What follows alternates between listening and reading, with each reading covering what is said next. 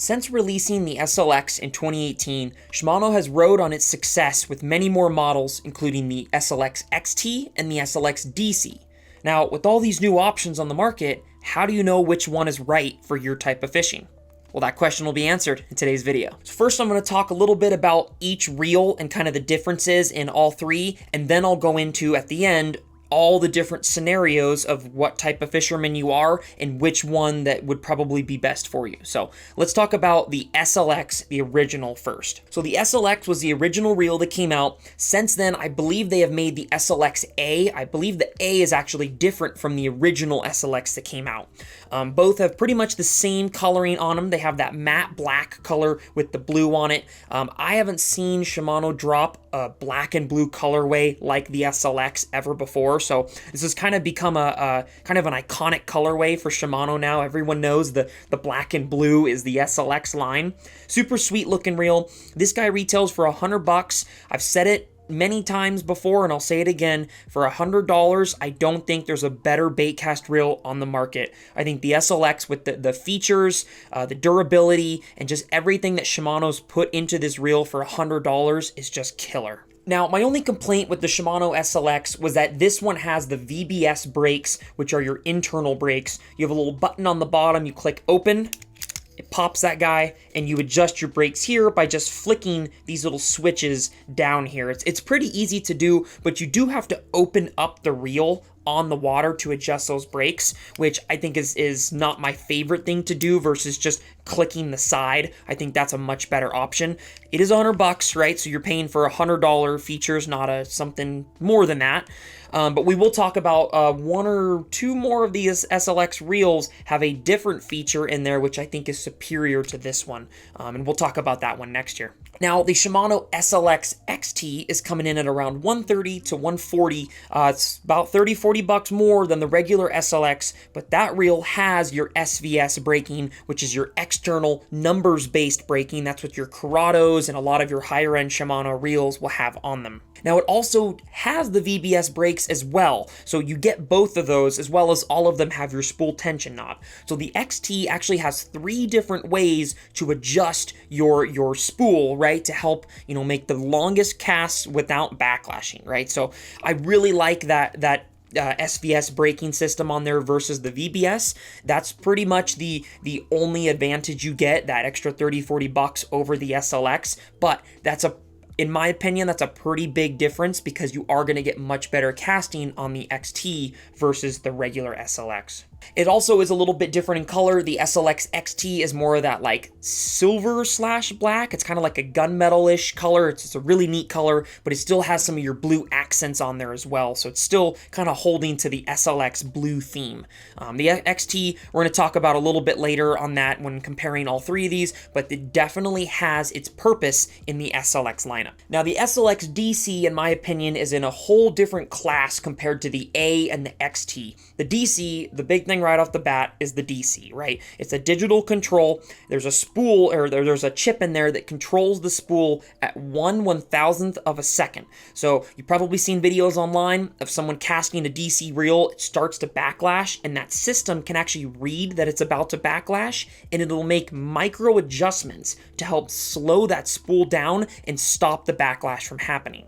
Now, you can still backlash, don't get me wrong. I've got plenty of DC reels and I've backlashed all of them, but it's definitely much less than on a regular reel. And there's certain situations on a DC reel, such as a wind, right? If you got a super light lure or you've got an odd shaped lure, so like a wacky rig Senko, a big spoon, like a big flat fluttering spoon. There's certain things that don't cast very well, different situations that don't cast very well with the regular reel, and you're gonna get a much better cast with a DC on that. Now, this DC also has Shimano's MGL spool, which is a low inertia spool in there designed for better casts as well. So this actually has 2 extra features on there that's going to help you cast. Now, this one doesn't have the VBS brakes, which are what the SLX A and XT have, which is that internal adjustments, but it also still has your SVS brakes on the top here. So this one also technically has 3 different ways to adjust your spool. However, one of them is just automatic. The DC reel, there's no maintenance. You just cast and it does it for you.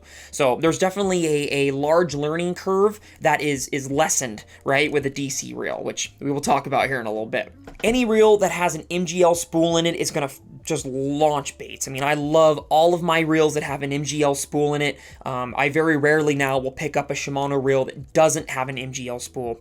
Now, this is coming in at $200, so this is going to be the most expensive reel on this list by far, but there's obviously lots of features in this reel that you're not getting with some of those other ones, so we're going to talk about if it's going to be worth it here. Okay, so I have 5 situations that I have a feeling you are classified in here. If you are not classified in one of these 5, leave a comment down below, and I will let you know, in my opinion, which one of these reels is going to be best for you, but let's go over these 5 situations that you are most likely classified in and which reel is going to be best for you. So right away, for those anglers on a budget, you've only got $100 to spend, or you've got somewhere in that amount, right? Maybe you've got $150 and you're trying to make a rod and reel together with that amount. If you are on a budget, the SLX A is hands down going to be your best option. If you don't have that extra $40-$30 to spend and get the XT, you're going to be able to get the A and have a lot of success with it. You may not have as good of casting as the other ones, but for $100, this is just the bomb. I mean, this reel for $100 is phenomenal. Like I said before, it's my favorite bait cast reel on the market right now for $100. I think it's a great choice, and that's what I would do if you're on a budget. Now, if you're looking for the best bang for your buck option, I would still put the SLX in that category, but I would also now include the SLX XT. I think both of those two are a great bang for your buck. If you have that little bit extra money, I really do think the XT is worth it. I think that extra braking system in there, it's just really, really easy to adjust right on the fly, and you're going to get better casts out of it than the regular SLX. So I would put both of those two into the bang for your buck category for these reels. Now, if you're on a budget and you're getting your first bait cast set up, the SLX would be great. However, if you're wanting to get your first bait cast set up and you're not on a budget, then I would 100% recommend the DC. And the reason why I'd recommend the DC is because that digital control in there is going to significantly reduce the amount of backlashes that you're going to have on the water. And for a new beginner fisherman, or just beginner bait cast fisherman, that is an awesome feature to have. It's really going to help you out. It's going to, like I said before, it's going to reduce that learning curve for you. It's going to make casts much easier. So if you're not on a budget, or you're still on a budget, but $200 for a reel is totally fine, that's within your range, then 100% would recommend the DC. This is going to be a great option for you. Now, the fourth category here is going to be your serious anglers. These are your guys, if you're wanting to go out and fish a lot of tournaments, or you're just a guy that fishes a lot and you want to have some really nice gear to go out and catch fish and use all day long, then the SLX DC would 100% be my recommendation, because you are going to get the best casts out of this reel versus all 3. And if you're doing this stuff a lot, you might as well get a good setup to just help you catch more fish, right? If fishing's your thing and that's what you want to do, you're okay spending the money, the SLX DC is definitely going to be the best option out of these 3 for a serious angler. Now, the last scenario here was kind of one that I talked about earlier, and that was for specific situations. So if you have, a light lure, if you have an odd-shaped lure, right? Like I said, a Senko, or there's certain things that just don't cast very well with bait casters normally, or wind, or weird conditions, right, where your spool is kind of unevenly moving.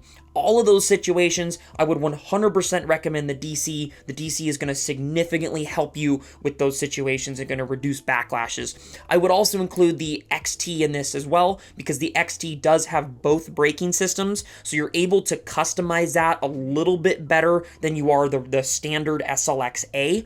You're going to get better, smoother casts with that XT in some of those conditions. But of those 3, the DC, definitely, that's where the DC really stands out. I've done some casting, casting comparison reels, videos in the past with these.